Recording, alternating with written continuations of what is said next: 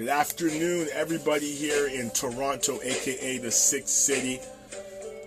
Wow. Let me just stop this music right here and there.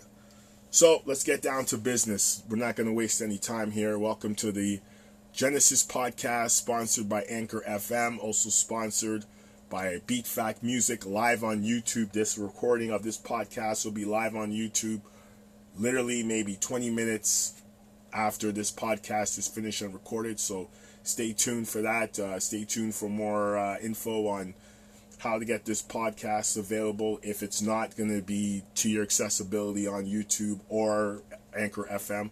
I'll be doing that afterwards, but let's get down to what's really gotten people supposedly shaken up this morning. The news that Kwahi, aka number 2, is heading back to his home state of California to play for the Los Angeles Clippers. And this is something that most of us knew was a possibility from day one when he got traded to Toronto on the July 18th of last year, when Masai Ujiri pulled off one of the most unpredictable trades ever.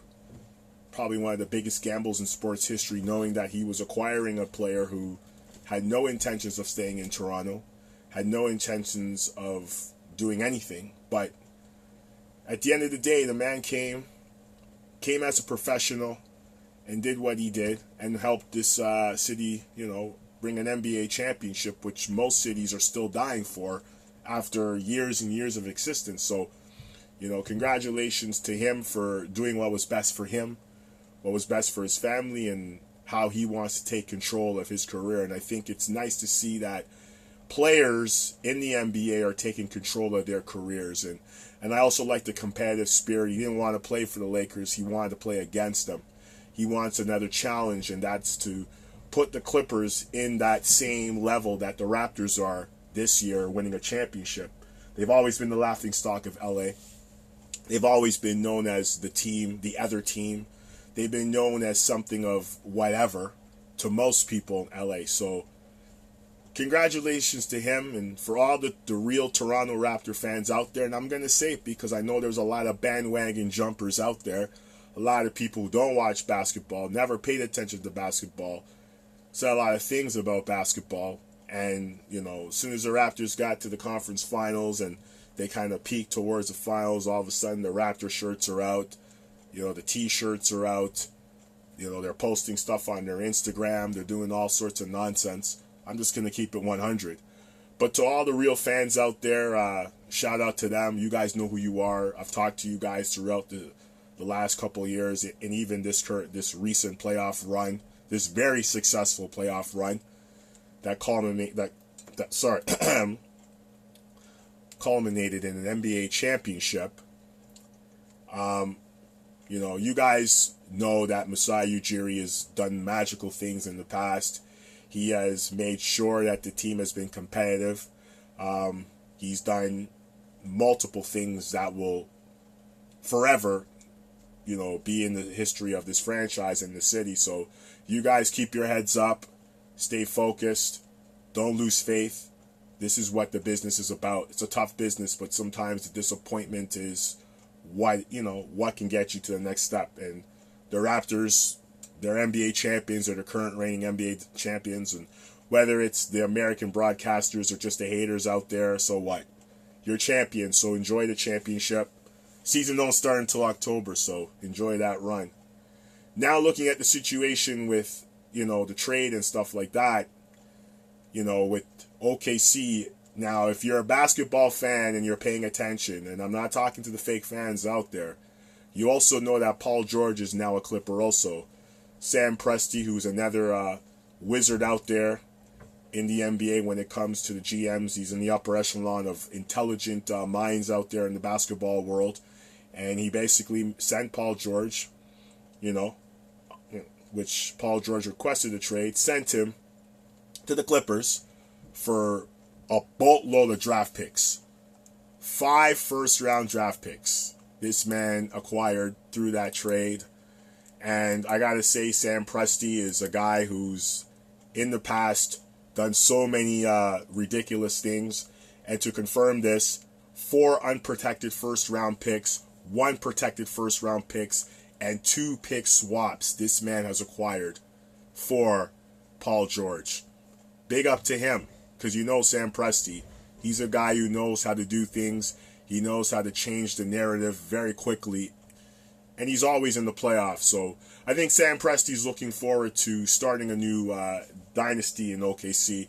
And I'll say this right now, Westbrook is next. I think he will be trading Russell Westbrook, so that to me is just inevitable. But how he's going to do it, what he's going to do, is going to be interesting. But regardless of what's going on right now, Kawhi Leonard's an LA Clipper, Paul George is an LA Clipper, and the team looks very competitive, with Zubac, of course, Sixth Man of the Year, Lou Williams, defensive pest, Patrick Beverley. So they got a good team. Doc Rivers is a decent coach. He knows what it takes. He's also a former NBA champion. So they got a good franchise there. My only concern with this situation is the load management. You can't be taking games off in the Western Conference. If you know how competitive the West is, you cannot be taking games off in the Western Conference.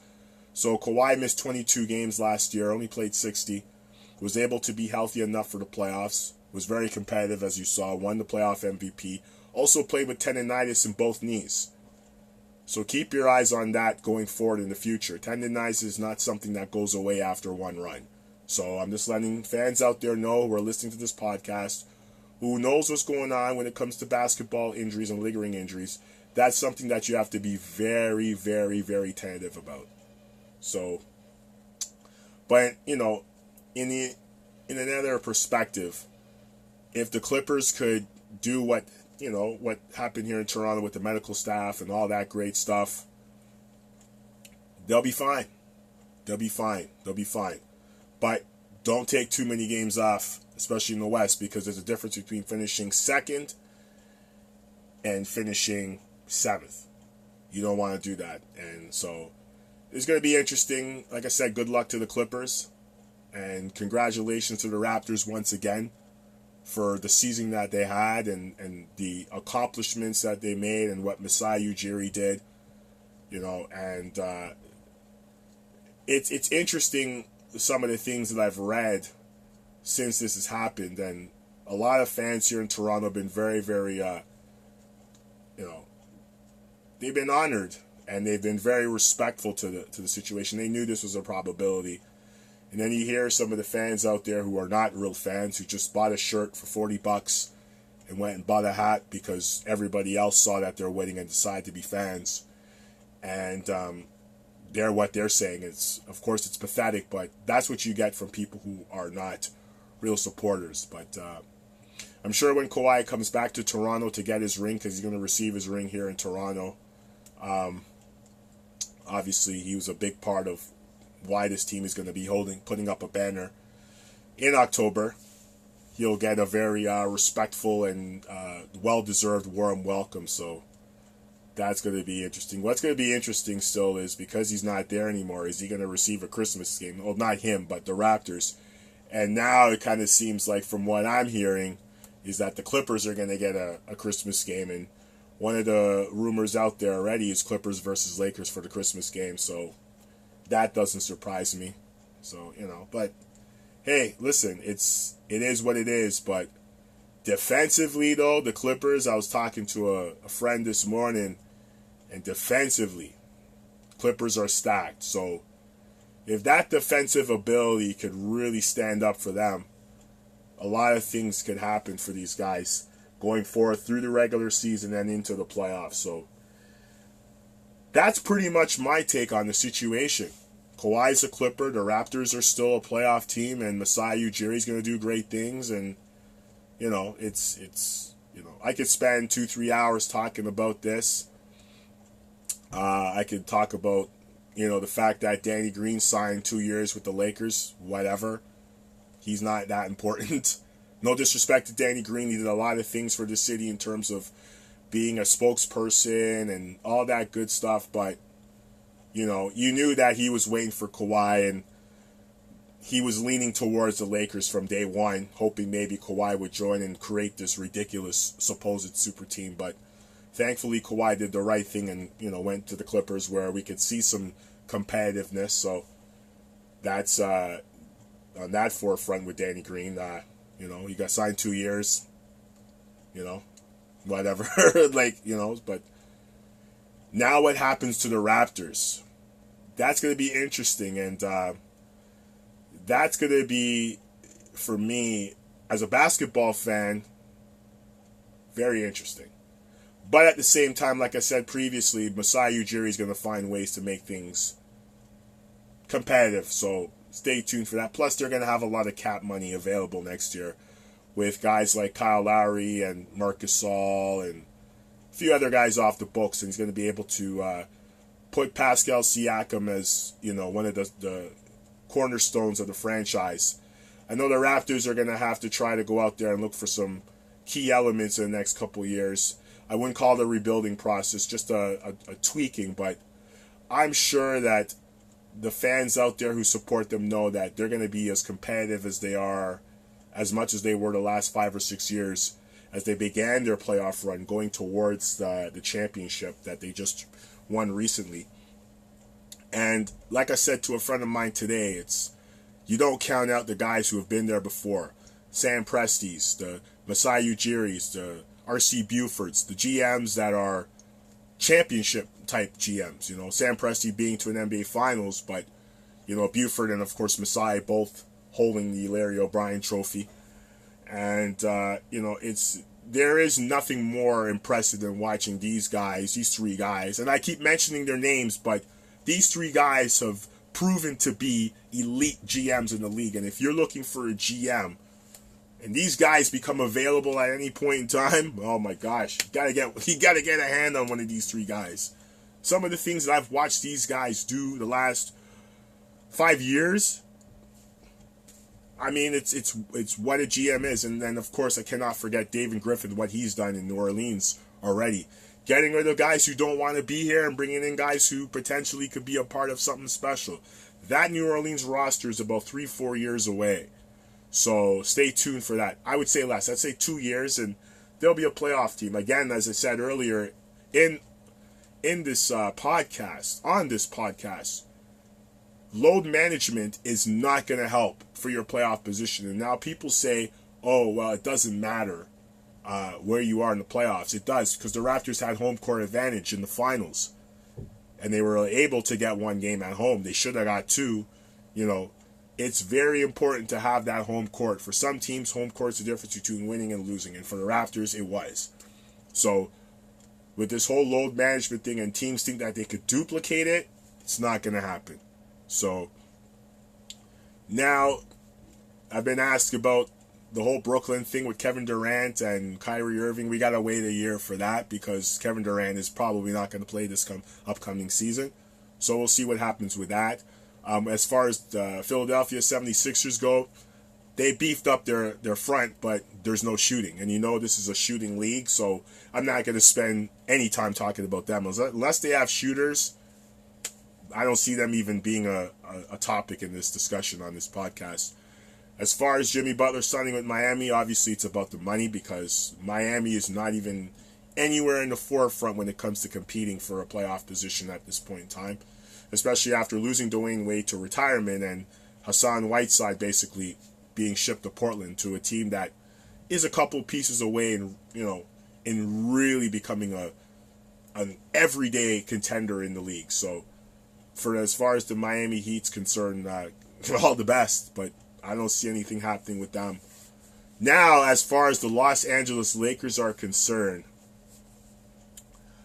the management has proven to be incompetent with Rob Pelinka situation with Magic, Jeannie Buss being the heir to the throne that the great Dr. Jerry Buss controlled, and proving once again that second generations are no use to running an organization, and she's proven not to run it. I'm sure Kawhi went there, spoke to Magic and spoke to other people and was like, I can't go through this. I don't want to deal with this. And once again, another superstar does not want to play with LeBron or wants nothing to do with the drama and all the stuff that supposedly he brings to the table. Regardless, everybody's their own man, and Kawhi made a smart decision, recruited Paul George, reportedly, and everything came to par. And then on top of that, another conversation with going into that is another topic that a friend of mine and I discussed, with the fact that a year ago, Paul George wanted to go to the Lakers, wanted to be a Laker, and decided to stay in OKC as soon as LeBron got there. Interesting, isn't it? So, now that Kawhi is a Clipper, he's like, wait a minute, maybe this is my opportunity, and basically bolted OKC. So, I think within the next couple weeks, a lot of revelations are going to come out about the OKC situation. People are going to speculate it's because of Westbrook and stuff like that. And I know Paul George and Westbrook still have a very good friendship. They're both from the California state, so, and I know both of them are, good friends regardless. It's a business, so I know a lot of people are going to come out with a bunch of crap. They're going to say Westbrook is a problem and all this stuff. Westbrook is one of the toughest players I've ever seen. I'm a big Westbrook fan. I love his energy. I love his tenacity. I love the fact that he comes every single day with his lunchbox and ready to work. How many guys do you see do that in the NBA? So I hope all the best for Westbrook. I hope Sam Presti could do either two things. Either put together a team around him that could successfully get to the next level, or trade him to a team that is prepared to win a championship. I know his contract is pretty hefty, but I know wherever Westbrook goes, he's going to be ready to control the reins when it comes to controlling his energy and being that guy to help a team. And I personally think, and I know people say it's crazy, but I think Westbrook could help a team win. I believe he can. So, I just believe if he's in the right situation, around the right coaching staff, the right group of people, he will be able to help a team win a championship. So, this whole thing about Westbrook, I've heard a lot of stuff, but, you criticize him for being ball-centric, but how come nobody talks about his work ethic? Because you can't. Then there's all these players that take days off, they don't feel like playing, they're whining, load management, all this stuff. He doesn't take that. He's constantly playing. Is he going to burn himself out one day? Absolutely he will. No doubt about it. That's what the game does to you.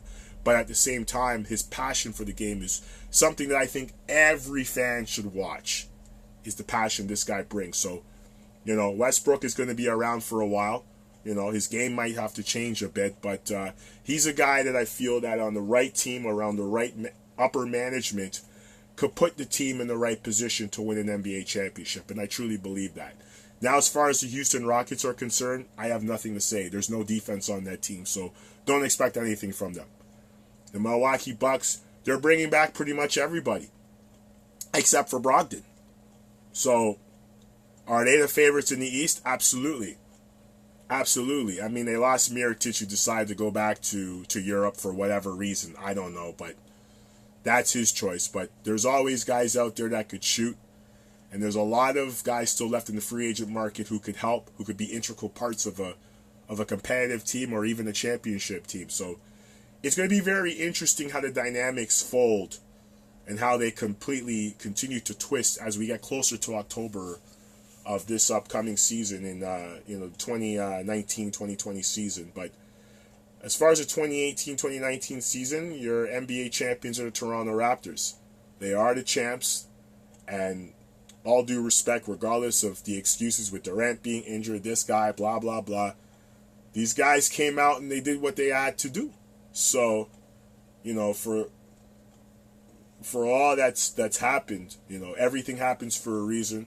It's a great story for Kawhi. I'm sure Kawhi's never going to forget his year here. It might be a little cold, but hey, what else is there? What else is new, right? So, but